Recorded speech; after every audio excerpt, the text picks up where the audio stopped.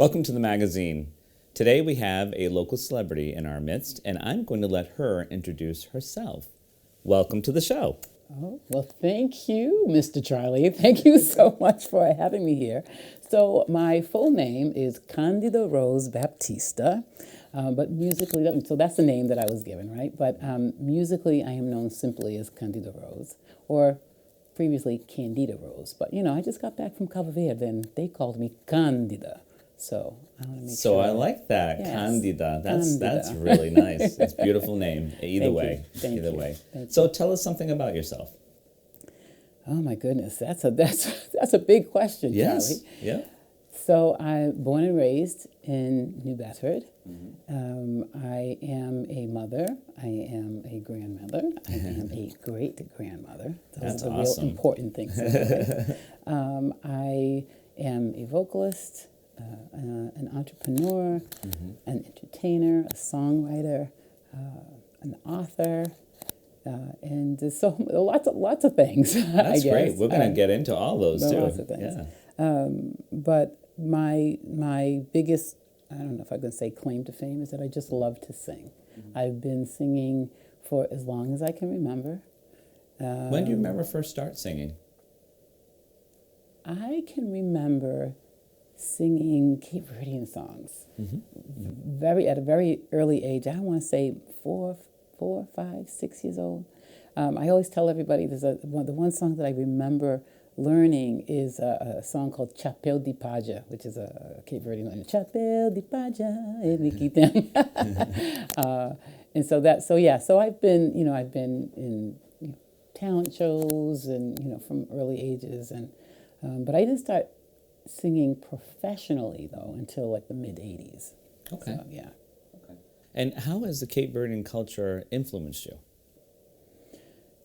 How is it not? Right? I was raised in it, right? And so, I was very fortunate to be able to go to, dances very early in my life, even as a young girl. Heard the music in the home, for most of my life. And sometimes those dances I had to go even though I didn't want to, but I'm sort of glad that I was sort of encouraged to go when I was a young girl, and so it's just the culture, like we live in. I'm again born and raised in New Bedford, living in a place where it's so culturally diverse, and where for me Cabo Verdean culture began Cabo Verdean American culture began pretty much in New Bedford. Okay. So being able to grow up in the culture, know people that all through my life who were sort of promoting the culture, and all of my dad and my aunts and different people were all part of the different organizations and clubs in the Cape Verdean community. That was my upbringing. That was who I was, and that's who I still am. Yes. And it really influenced all of my work. It's influenced my music. It's influenced my educational work. It's influenced everything that surrounds who Candida Rose is. How has it influenced your educational work? Well, so I actually went back to school for music. Okay. In 2000. Okay. 2001, I went back to UMass Dartmouth. Okay. And at the time, I went in as a jazz voice performance student. But I quickly, and not only was I in the jazz program, jazz studies program, but I also was in what they called at the time the world music program, where I was studying things like West African Ghanaian music. I was also learning gamelan music, but then realized that somewhere along the line that I had world music sort of within me, right? Again, as being growing up in the Cape Verdean community, and so I started to look at jazz and combining it with my Cape Verdean musical roots. Okay.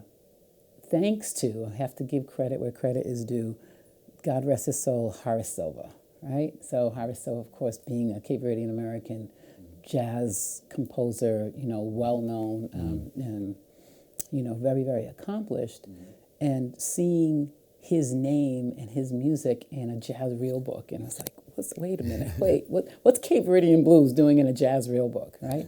And so that got me to really thinking about, all that I already am, and how does that play into it? And so I had a really amazing professor, Royal Hartigan, who was the world music teacher, and he really encouraged me to kind of continue to research, right? So all of the different papers that I started to do in those four years, all somehow surrounded Cape Verdean and Cape Verdean American music. Mm-hmm. And I have to also say that there was a piece where, as I was starting to look at this, I was a little bit disappointed that there wasn't more Cape Verdean American history, like sort of Cape Verdean and Cape Verdean American history and music taught at UMass Dartmouth, where New Bedford is sort of in the backyard of where the school is, and so that really started to push me to do research and try to figure out how to teach people about, because sometimes like you have young students that are going to school and they're in this place where there's such a rich history right there. Like, why are they not learning about that? And these students are going out and teaching others. So if they're not learning themselves, they're not going to teach others about it.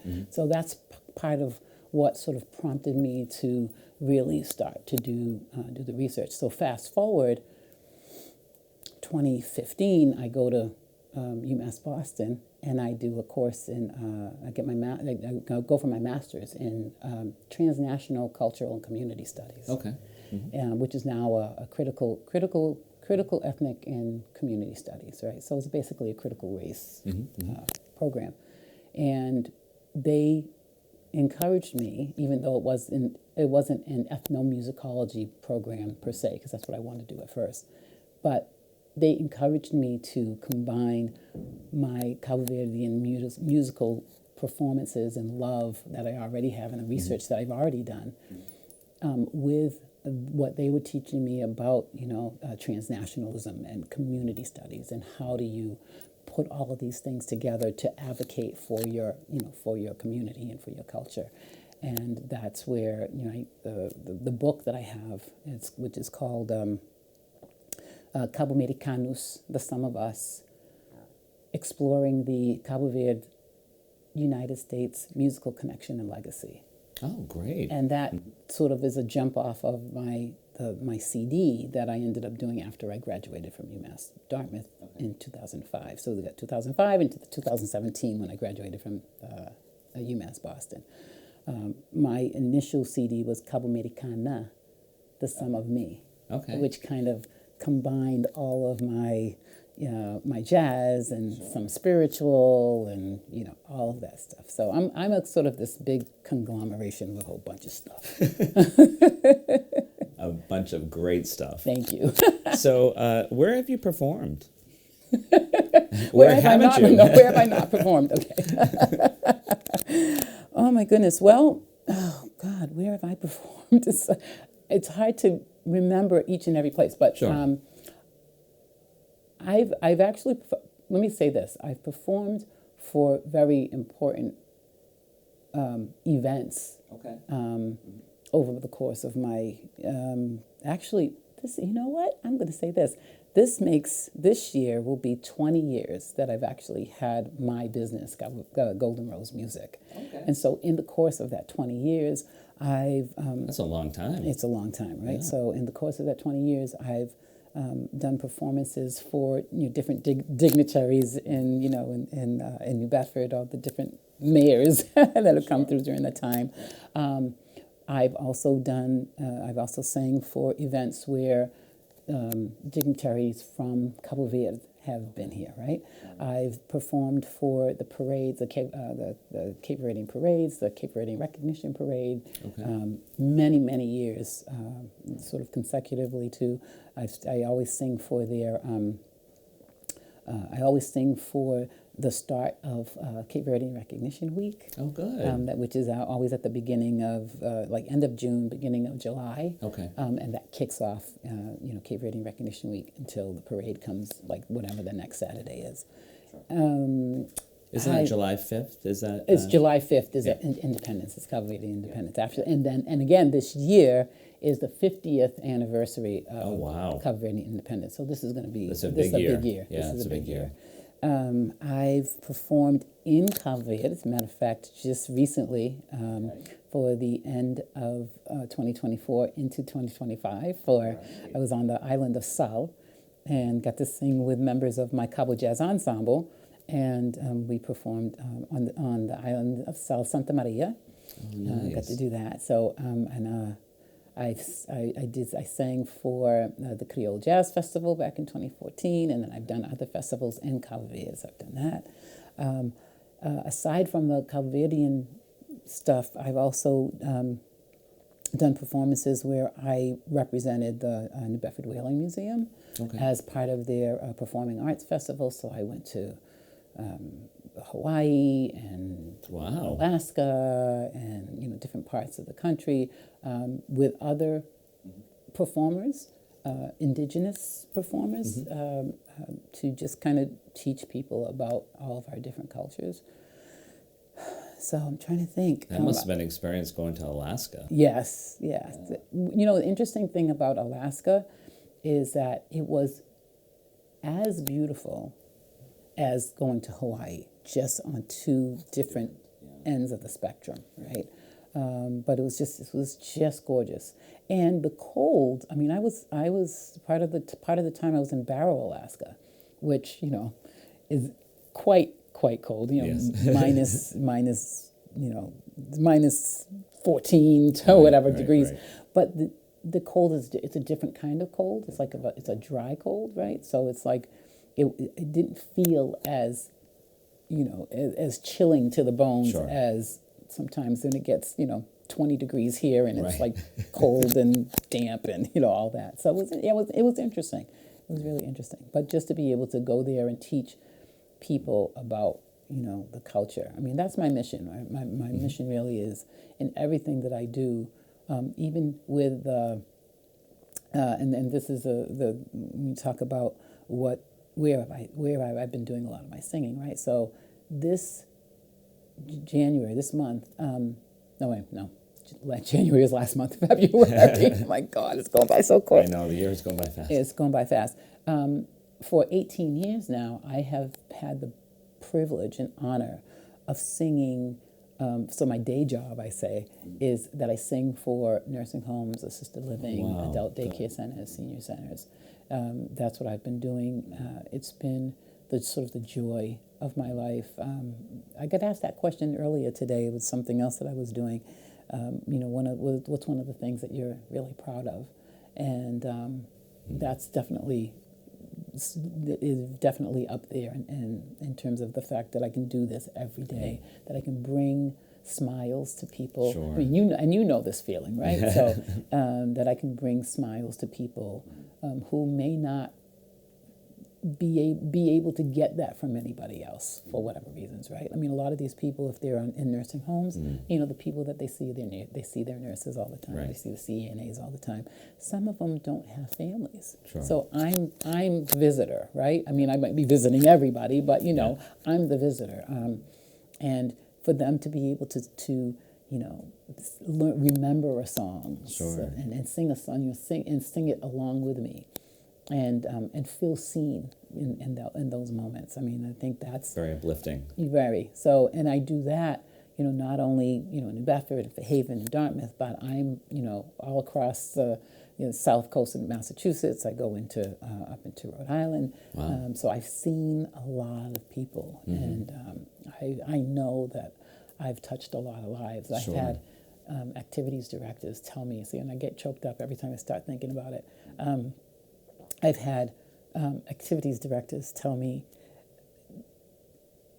stories about like what I've done and how I've touched somebody who hasn't been touched in that particular way, and they continue. And when I first started doing it, they was like, "Don't stop doing what you're doing because you're doing something very, very special." And here I am, 18 years later, continuing to do it, and it just brings so much joy to my life. And your music has changed others' lives by that. I hope so. I think it has in some respects. I'll just tell you a real quick story. Early on, when I started doing this, maybe about a year in or so, I went to a place in Taunton, and there was this man who had just gotten there maybe like a week or two before, and he happened to be Cape Verdean, but I didn't know that at the time.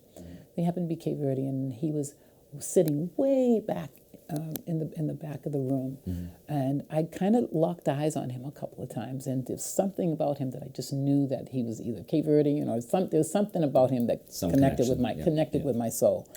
And as I do a lot is I start singing. There's a Cape Verdean song that I always sing. That people who know me know that I sing Sosabi, right? And so I started singing Sosabi, and I could see that he perked up, and he started singing, and he was like way on the other side of the room, and so after I was done, he, the activities directors the activities director was trying to, was taking him out, taking everybody out, right? And so he came by me, and he stopped, and he was like saying something. I don't even know exactly what he was saying, but he was talking to me, and he was really, trying to engage with me. All the while, the activities director is like in tears. She's like literally like crying. And so after they were done, and she pulled me aside, and she was like, "That man has been here, and he has not spoken to anybody. He's been so depressed about being here. He hasn't done much of anything. But you brought something out in him, and he wanted to engage, and he wanted to be part of it. And so I thank you for that. And you have this gift. Yes, you do. The music that and it was a Cape Verdean song, so it connected with a place in him that brought him back to his upbringing or his roots or whatever. So yeah. And stirred alive those positive memories in him. Yes, yeah. That's amazing. So tell us about your CDs. You have 2 CDs. I have 2 CDs. The first one, which I'm sorry I wasn't able to bring with me because I sold out of them again. That's a good thing. So I have some on order, but I didn't. So it's KabuMerikanus, The Sum of Me. Okay. That was released in 2006. Okay. No, I'm lying. Wait. Yes, it was released in 2006 because I graduated in 2005. So it was released a year after I graduated. And it is a combination of my sort of Cape Verdean rooted music with this combination of jazz and others. And I ended up labeling this Kabu Jazz, which is not the first time that there's been like these Kabu Jazz mixtures, but I was the one who labeled it. So it's a Cabo Jazz, and it has some Cape Verdean songs, it has some American songs, it has some songs where I'm singing both. It explores songs that are jazz oriented, but maybe with a Cape Verdean sort of undertow with the rhythm, and then it flips and has there's songs that are like jazz. Like well-known jazz standard songs, but that have a sort of a Cape Verdean undertow. So, for example, like Afro Blue. Like those who know jazz know Afro Blue, written by Mango Santamaria, played very famously by John Coltrane. So I took that song, Afro Blue, and put a Cape Verdean rhythm underneath it. So that kind of thing. This next CD that just was released, we did sort of a soft release in late 2022, but then, no, I'm sorry. We did a soft release in like late 2023 and then released it again sort of in early 2024. Okay. So it's only been about a year really or so. new. It's new. It's called Here I Am. And this one explores more of my spiritual journey as it relates to the music and the culture, right? So it explores sort of my foundation in spirituality, as a growing up Catholic, right? Yeah. And then sort of the different phases that I've gone through into where I am now. So there's songs like the opening song is called Here I Am, which is for me, and what I would like for others to take from it, if they listen to it, is a sort of a declaration of divinity. Okay. Right? So like declaration, just knowing that we all have God within us. Mm-hmm, mm-hmm. And if we let that light shine, like you do, Charlie, if we let that light shine, then we can impact the world in so many beautiful ways. And so this was like here I am, to be used in the way that, the assignment that has been given to me. Sure. To touch the world in my unique way. Sure. Right? Mm-hmm. Through my voice. And my voice could be singing, it could be doing what I'm doing right now, it could be, the voice that comes through in writing, mm-hmm. The voice that comes through in the entertaining and I don't know, whatever else there is out there, right? Maybe doing some voiceover work. Absolutely. So this Here I Am. There's a song that I wrote back in 2020 mm-hmm. when we all started going through the whole pandemic and going through some of the civil unrest with George Floyd and all that. Right. There's a song called Love Each Other Through.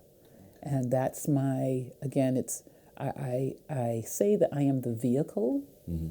to that actually that penned it, but it's not my song. It's a song that was channeled through me from, God, creative source, however you want to define it. At a time when we really needed it. Right. And and that was really the catalyst for doing this particular CD. I still, and this is wonderful because I still tell everybody that my dream is to have the message of this particular song mm-hmm. Touch at least 1 million people, nationally or worldwide, and I'm hoping that this year we can work on translating it to different languages. Sure. So the first language I wanted to translate it to was Cabo Verdean Creole. Yeah. That's already been done. Now it's a matter of getting it recorded sure. and that kind of thing. And so there's different songs like that are just that touch my spirit at different times, and even Ave Maria is on there. Oh, nice, yeah. So how can someone get a copy of this? Because our viewers are going to want to, get these CDs. So how would they go about doing that? So you can get all of my merchandise, and I haven't spoken about all of the different merchandise, but the CDs, my book, and everything else, if you go to my website, which is www.candidarose.net, we're working on a store, but in the meantime, there's a form that you can go to find where to get my CD, which is, you can also get it on Amazon. You can get it on Bandcamp. Okay. But I think the easiest thing just for me to say is just go to my website and look around and find it from there. My book is on there as well. Mm-hmm. And also you make jewelry. I make jewelry, So I actually made these. Nice. I didn't make this. A friend of mine named Elzadina made this necklace, but I was able to find some beads to make this with my definitely matches really well. With my little contador in it. So I make jewelry. I have T-shirts, Golden Rose Music T-shirts. I have tote bags. I have a lot of different things. So yeah, all of that stuff is available through the website. And your book as well. The book as well, yeah. So what's coming up next? Well, so depending, I'm not sure when your viewers are going to see this, but February 23rd, Okay. I am performing at the Cotuit Center for the Arts Okay. in Cotuit. With my Cabo Jazz Ensemble. Oh, wow. So we did that last year in April, and they really liked what we did, so they wanted us back again for our Black History Month. Okay. So that's the next big thing. Okay. I am also, again, I'm not sure if this is going to be before or after, but on February 13th, which is AHA Night in New Bedford, Okay.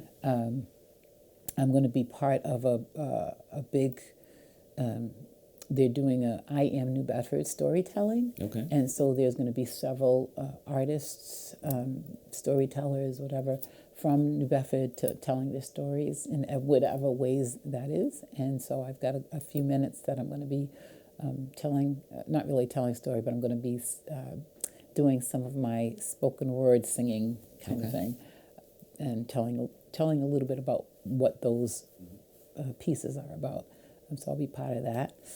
And then I've got lots of things coming up. Please stay tuned because I got some grants from New Bedford and from other places surrounding to do my presentations that are based off of the book. So yeah, stay tuned for all of that. So for these upcoming events, you have a newsletter. I do. So how would someone go about getting signed on to the newsletter? Again, go to my website, Okay. on www.candidarose.net. I think I believe, because it changes all the time, I have a wonderful young woman who does my newsletter for me, and it changes often, so I'm not always exactly sure what's happening sometimes, but there is, I believe, a button right on that front page that says subscribe to the newsletter. So if you want to be on the newsletter, please subscribe, and you'll know what's going on with Golden Rose Music and Candida Rose. That's love it. Amazing. So I want to thank you for what you do for our community, what you do for the Cape Verdean culture, and making sure we're all fully aware of the beautiful culture that it is. And I still am going to get to Cape Verde. You got to go. One of these days. It's on my list. It's it on is your definitely list. on Yeah. my list. And I just want to thank you for being a hero to so many, the less fortunate, the people that don't have anyone, in their lives. And our viewers are just seeing a glimpse of the amazing life that you live. And, You're going to make me cry, Charlie. and the hero that you are. So thank you for being a hero in our community. Thank you. And I with love your you. gift from God. Thank you. Thank you, Candida. Thank you so much. Thank you so much for having me, Charlie. You know Absolutely. I love you. Love you too.